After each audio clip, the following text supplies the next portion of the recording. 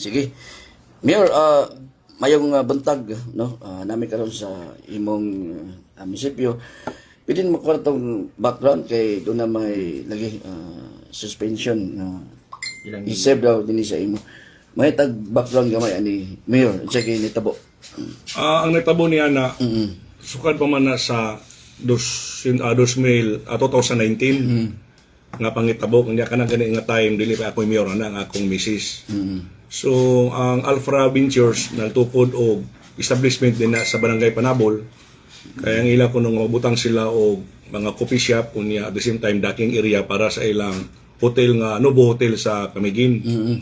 So naka-apply sila din sa mga papel di bali, lukat sila mga permit nana pero nakita sa ongoing nila nga pa-process sa mga papel nga na mga kakulangon like for sure list kining sa ICC.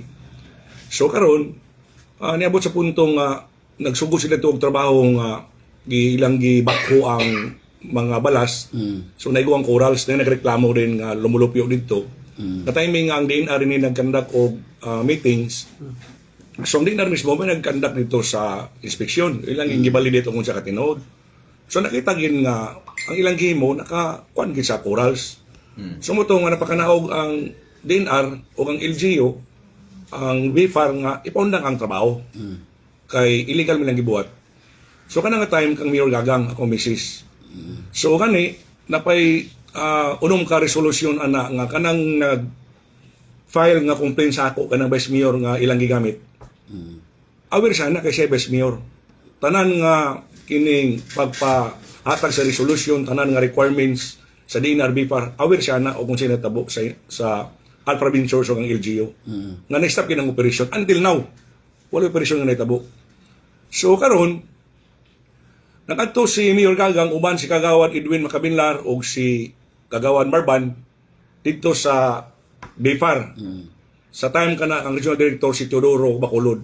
Pwede man naman pangutanan ninyo kanang manas pulir karon sa gobernador na man nagtrabaho diya isip konsultan. So ang ingon nila nga BFAR mo file sa kaso. So ang natabo, so wala klame kay ang to be honest, iya man nga responsibilidad sa BFAR aside lugar sa LGU kay ang coral reef sila mo maka-identify. O kung sa'y kaso nga ilay pasaka ani. Which is come up dito, nga ningon sila nga magbayad sa penalty ang limit kay sa 50 million pesos. So karon that is a COVID time. So naundang ang komunikasyon kay naabot pang COVID. Pag-abot na sa akong administrasyon, last April, niyanin na dayon ang kining PINRO, ang DNR, niyan may ang BFAR. Nag-meeting kami with LGU diya sa Sangguniang Bayan. Kay doon ako, basi na-pressure sa DNR, kay tungkol katong sa Chocolate Hills, nga suspended ang mga gobernador. So, namiting nga na mo dito, nga unsa bagay plano sa kining sa grupo, nga mo file sa kaso. So, nagkasabot nga, wala man tayong mga abogado, kinanglan nga sa sunod na meeting, na itong mga abogado. So, niabot na yun sa the next month, June 5, niabot na yun ang abogado sa DNR, BFAR o ang LGU. Wala labot ang abogado sa Kitkay. Pag-abot to sa meeting na mo, niabot si Atty. Neil Pacana. So, nangutana ko ni Pinro nga, ni Alima nga, sir, ikaw nang ibitara na. Siya wala man. So, kulit na nakabuto. So, pag-abot ito, present dito ang kining mga evidences. So, nakita dito ni Atty. Pacana nga wala irregularity sa side sa LGU. Kaya wala may kipirmahan si Mayor Gagang nga napapanugot ng Kitkay mapadayon na silang establishment. Unin lang na igihimo diyang coffee shop nga which is nga nangayo sila og kining permit. So aside ana nga naghimo si Mayor Gagang sa permit sa coffee shop, na authority sa from the Sangguniang Bayan. Which is kanang Vice Mayor nga nagpirma sa complaint, siya usa nga nagpirma ni ana. Si Sarate. So karon naput up ang coffee shop, pero ang coffee shop dili belong dito sa for sure. Dinira sa side sa ilang yuta iyo sa proper sa Kitkay. Walay labot sa complaint sa katong na irregularity nga na illegal nga kining construction.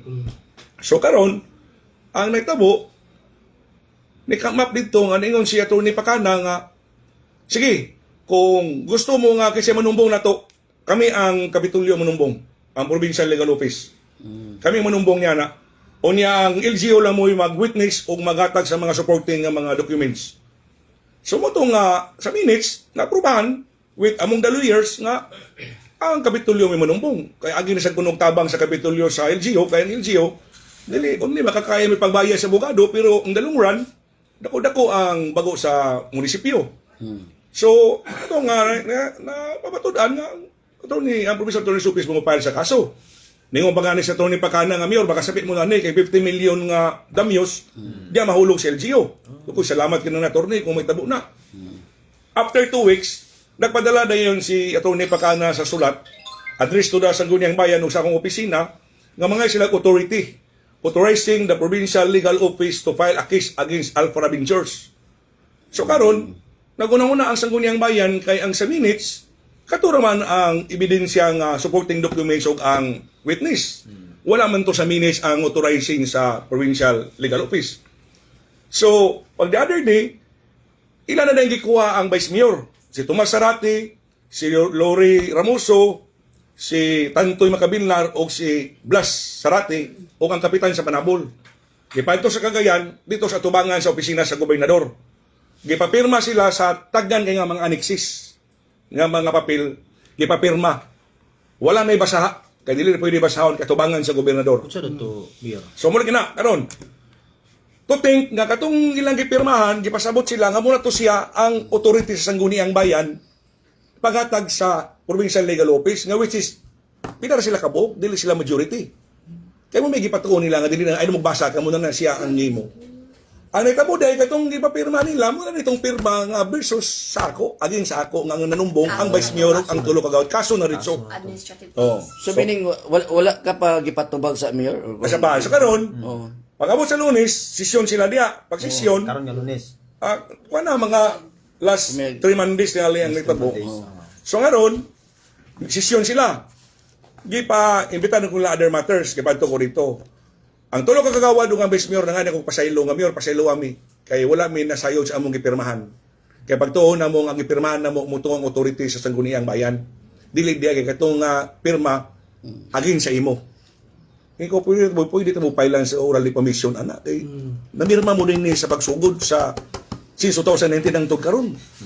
Unya walay movement sa site. Ngano na pirma mo anak? Mayor immigration mig dili kay tubangan sa gobernador.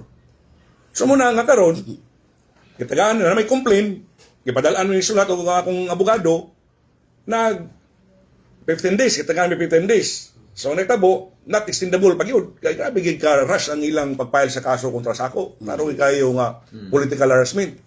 So 15 days not extendable. So datong Tuesday, naka 15 days mi, submit mi dito sa Provincial Capitol. Sa Sangguniang Panlawigan. Natingala may gahapon, kaya anong ilan na nang i-file ang i-recommend na nila ang preventive suspension nga. Wala pa man gani kung nila gipatubag sa Sangguniang Panlawigan. Ningon si Board Member Bubog Sabal kaganina nga dili na kuno ko ang ipatubag kay kinahanglan ko i-suspended sa una ay ang magtubag kay para dili ko maka-influensya sa mga witness. Asa man ang due process ana? Karon nga pagkakaron, bisag bata pa yung sigulang nasayod sa netabo sa Pilipinas nga si Kibuloy ug si Alice Go, bisag ang mga Chinese national nga dili mga Pilipinong national, aguyon mo mga ipatubang sa kongreso kay para ipahatag sa katungod sa ilang oglingon sa pagtubag. Kini nga mayor ko sa lungsod, sakop ko sa probinsya, sa Sangguniang Panlawigan sila member, puro pa nako mga amigo sa mga close kinako nga amigo, wala lagi ko nila tagay chance nga motubag sa akong katungod. Ama nang process ana. Pero Mayor, nagpadala kasi mong tubag sa Sangguniang Panlawigan. Unsay unod ato inyong tubag, Mayor? I don't think so ang gibasa ni Buboy Sabal kaya ang istorya ganina, mura magigwala nakatakdo sa among gitubag natong Tuesday. Pero unsay unod ato inyong tubag, Mayor? Katong tubag tanan sa ilang complaint sa ako sa gross negligence. Una ba police gross negligence ito tubag sa boto nga wala gihimo ang mayor. Pero sa mayor sa time pa ni Mayor Gagang pila na ka-ordinances ang ilang gipasa sa Kitkay Ginbait ang DNR constant ang meeting. Unya stop ang operasyon while sa mga complaint nga nangabot. Unya asa may gross negligence sana. Sa ako nga time karon nagmeeting na mi ang collaboration sa DNR sa BIPAR o sa Provincial Legal Office na sila mag-file sa kaso. Nga nga nga may gross negligence nga ongoing man ang file sa kaso. Asa man ang demokrasya na. So kagahapon, Mayor, na may gipahigayon nga hearing na imbitahan baka? Wala. Pati ang akong legal, wala. Kay tungod lugar kay nagpadaya kung amudagan pagka Gobernador sa Misamis Oriental, muna ilang haras ako. So, pero square lang unta. Oo. Dili kay Nagtuo ka nga naa sa pamulitika karon ang ilang kuan. politically motivated, politically harassment. Kaya ang tao tagaan ni mo glugway. Pero sa ka nag-announce kay Mayor nga mo dagan ka. Last 3 weeks, ang akong giingon nga kung ako'y konsiderar sa inyong nga grupo sa pamunuan ni Congresswoman Juliet Oy, kaya di man sila mudagan sa gobernador, ako ang gituboy sa grupo. Kamudagan pagka-gobernador. Last 3 weeks. Oh. So Mayor, nganong pagkata na to, nganong karon pa man? Ilan ning Taon-taon naman na pagawa sa imo kay Mula gani nga ko na sayon, unya mismo pagani ang attorney sa Kapitolyo nga mo na nga sila ni manumbong. Pero imo ngalan ang ilang gibutang dito? Ang complaint, Oh? ako dili kang mayura nga at that time sa mayura man nga time. Mayor, Pero kaya nga karaktera sa sinisyon. Mayor, if ever ma-serve na tong 60 days preventive suspension, unsay imong pinakauna nga lakang nga buhaton? Sa legal naman ng remedy, ang may tabuan na. Pero ako mangita ko sa akong katungod. Kay karo kini nga ilang gibuhat na ako nga political harassment. Among due process ani. Sila ni mabilog pila ka personahe nga nangawala sa Pilipinas sa time ni Duterte. Karon imbitaron mo mangani balik nga sa Kongreso ug sa Senado kay para nga matagan sa pagtubag sa ilang katungod. Kini noon nga ang Misamis Oriental ang kinugitan sakop sa Misamis Oriental. Miyon ako sila mga board members unya dili sila mo taglugway na ko nga baka padayag lang sa akong kagulingo dito sa una sa Gunyang Palawigan. Last term ni mo karon Mayor ba? Mag-second term sa mayor. O klaro kini nga kuan abot kana makasilatanan ang gahom bilyonaryo sila nga nung ako may ilang harason nga katungod ng lugar ng padayon ko po mo kung katao di mo ko angay lang kadlukan.